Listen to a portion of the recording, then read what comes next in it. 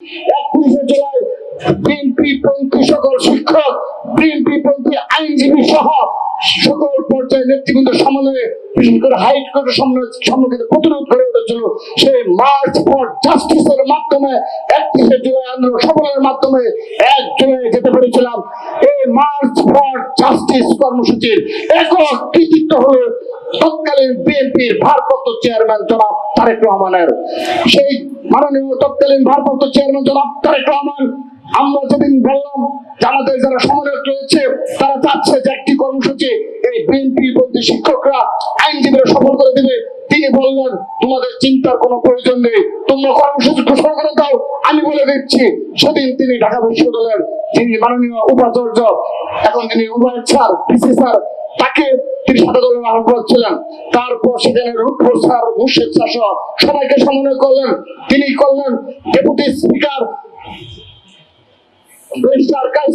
ভাইকে দায়িত্ব দিলেন, তিনি সব আইনজীবী মাহবুব ভাই, ব্যারিস্টার মাহবুব ভাই সবাই একত্রিত হয়ে সেই জনাব তারেক রহমানের একক নির্দেশনায় সেই মার্চ ফর জাস্টিস কর্মসূচি আমরা হাইকোর্টে এবং ঢাকার বিভিন্ন প্রান্তে সফল করার মাধ্যমে 3 জুলাই 5 আগস্ট এখানে নেমে এসেছে।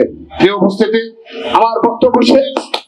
মাত্র খুনি হাসিনা এবং পলাতক সন্ত্রাসী ছাত্রলীগের উদ্দেশ্যে এটি বলে আমি আমার বক্তব্য শেষ করে দিচ্ছি।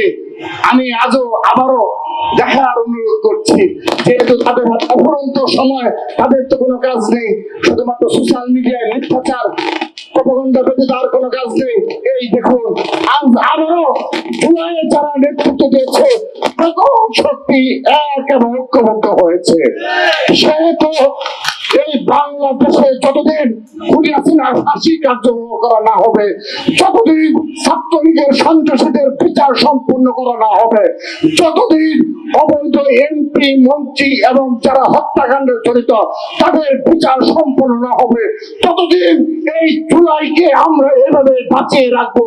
এভাবেই আমরা এক এবং ঐক্যবদ্ধভাবে তোমাদের বিচার এই বাংলাদেশে নিশ্চিত করবই। এটি শুধুমাত্র ছাত্র দলের প্রতিজ্ঞা নয়, এটি আজ এই যাত্রাবাড়ি দাঁড়িয়ে বলে গেলাম, তোমাদের বিষয়ে কোনো প্রকার কোনো ছাড় নেই, কেউ ছাড় দেবে না ইনশাআল্লাহ। আমরা জুলাইয়ের শহীদদের রক্তের সাথে কাউকে বেইমানি করতে দেব না। আমরা কাউকে এই জুলাই নিয়ে কোনো প্রকার কোনো ব্যবসা করতে দেব না।